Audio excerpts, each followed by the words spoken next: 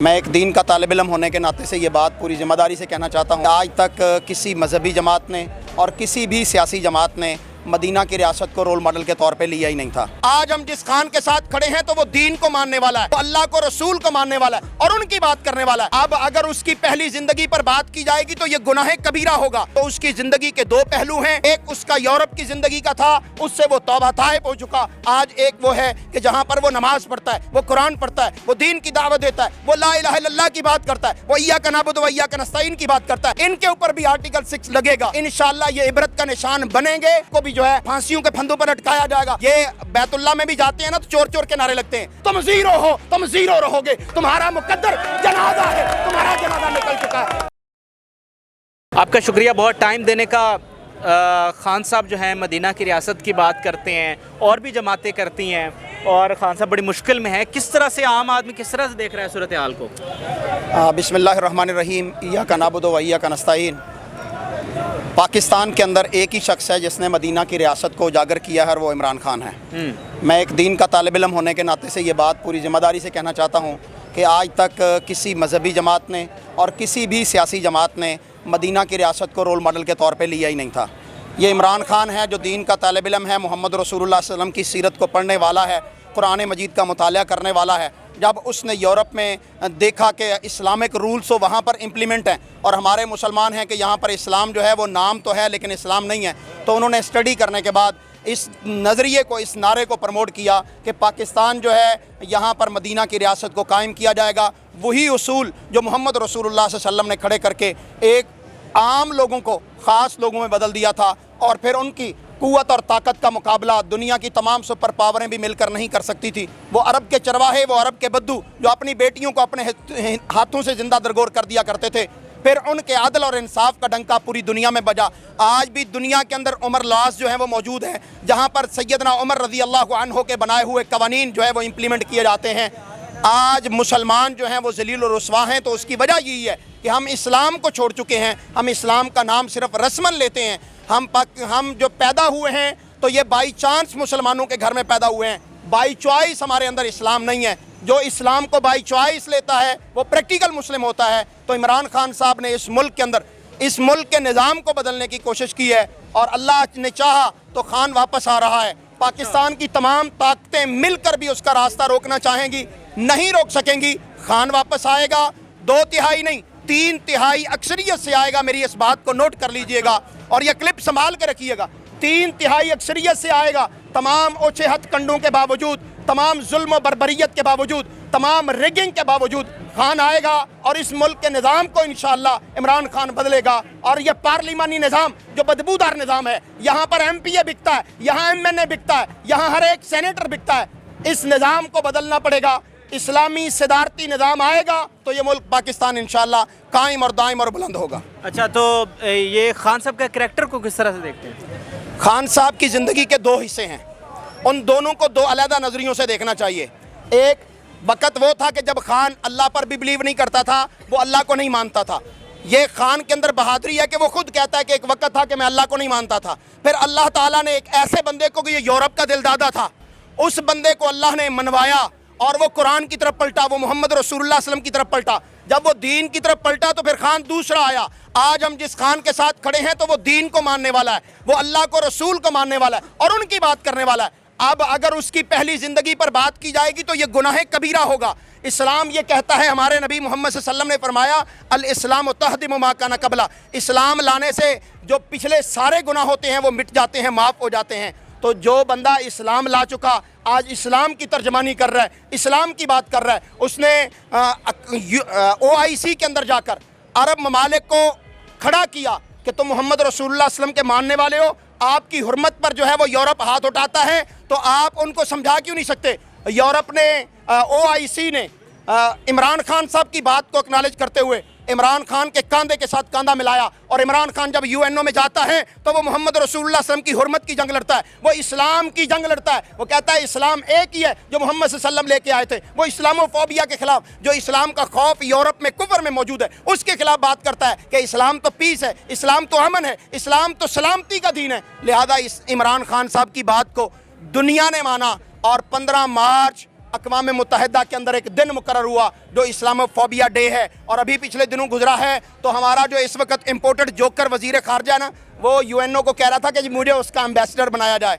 तुम्हारा मुंह क्या है, तुम्हारे करतूत क्या हैं? तुम इमरान खान के उस क्रेडिट को अपने नाम लेना चाहते हो। दुनिया जानती है तुम्हारा किरदार क्या है। तुमने कहा था कि यहूदी हमारे भाई हैं, और इससे पहले तुम्हारे जो ताया जान है ना नवाज शरीफ, उसने कहा था कादियानी हमारे भाई हैं।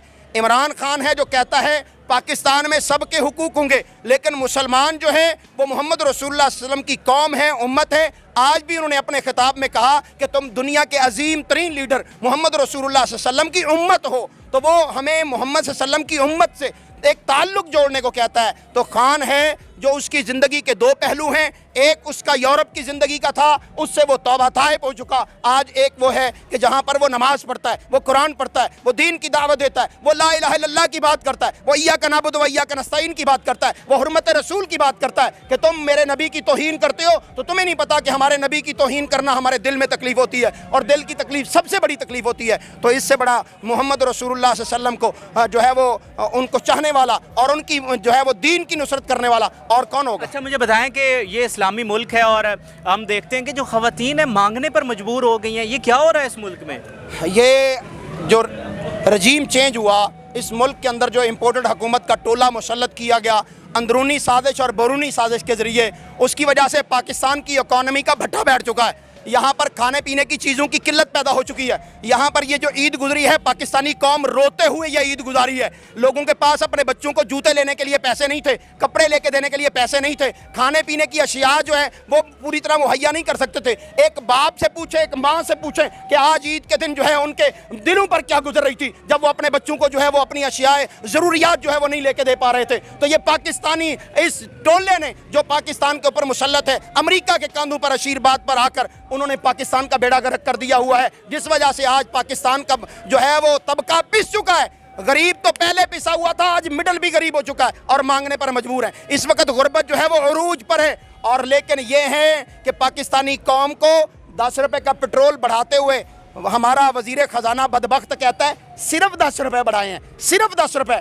दौर लानत है तेरे ऊपर वजीर खारजा, तो पाकिस्तानी कौम का वजीर खारजा है, अब वजीर खजाना है। तेरे मुल्क के खजाने में पैसा नहीं है और तू वजीर खजाना तनख्वाहें लिए जा रहा है। किस चीज़ की तनख्वाह ले रहा है? किस बात के ऊपर जो पेट्रोल बढ़ा रहा है? दुनिया में पेट्रोल इस वक्त सस्ती तरीन जगह पर है, बहुत नीचे चला जा चुका है। और पाकिस्तान की तारीख में सबसे बुलंद तरीन जगह पर पेट्रोल है।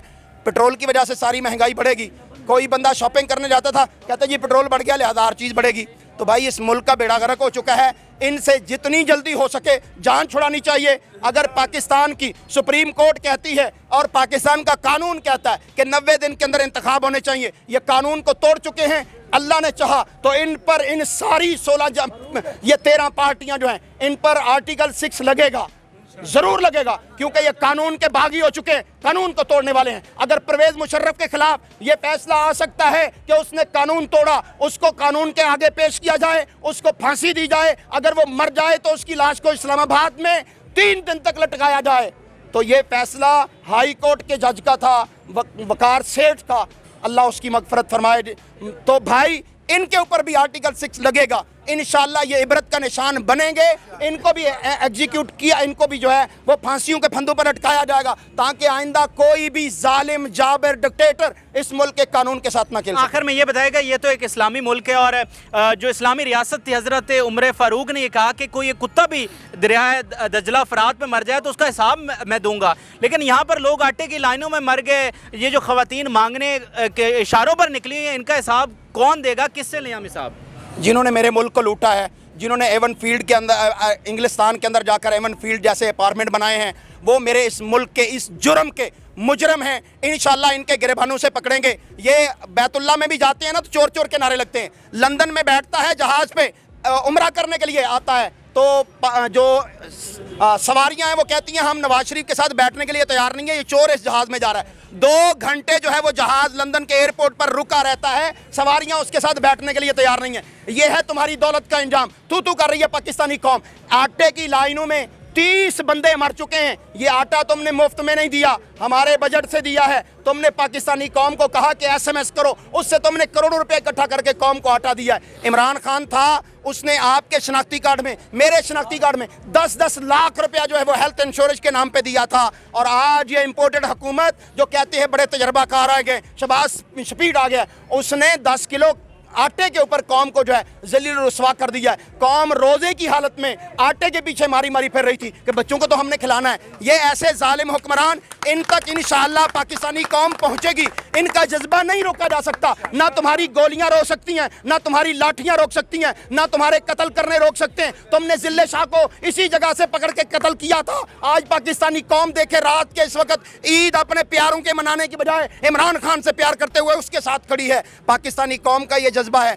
तुमने जो है अली अमीन गंडापुर को गिरफ्तार किया है, उस पर तशद्दुद कर रहे हो। तुमने आजम स्वाति को गिरफ्तार किया, आज देखा है वो पाकिस्तानी कौम के साथ अवाम के अंदर खड़ा हुआ था। तुम जिसको मारोगे वो हीरो बनेगा, तुम जीरो हो, तुम जीरो रहोगे। तुम्हारा मुकद्दर जनाजा है, तुम्हारा जनाजा निकल चुका है। यही वजह है कि तुम सियासी जमात हो के भी आज इलेक्शन से भाग रही हो, हालांकि तुमने आइन को भी तोड़ दिया हुआ है। सुप्रीम कोर्ट तुम्हें हुक्म देती है कि 90 दिन के अंदर इलेक्शन कराओ। ना तुम्हारी फौज सिक्योरिटी दे सकती है, ना तुम्हारा वजीर खजाना पैसे जमा करवा सकता है, ना इलेक्शन कमीशन का मुंशी जो है वो कहता है मैं इलेक्शन भी नहीं करवा सकता। तो फिर तुम इस मुल्क में आए क्यों हो? तुम्हारे ऊपर इंशाअल्लाह आर्टिकल 6 लगेगा, तुम्हें इबरत का निशान बनाएंगे। इस मुल्क के अंदर इंशाअल्लाह इंतखाब होंगे और इमरान खान के अलावा और कोई नहीं जीतेगा। बिल्कुल सही है, बड़ी दबंग आपने गुफ्तगू की, आपका बहुत बहुत शुक्रिया। गुफ्तगू आपने सुनी, राय से जरूर कीजिएगा। इजाज़त, अल्लाह हाफ़िज़।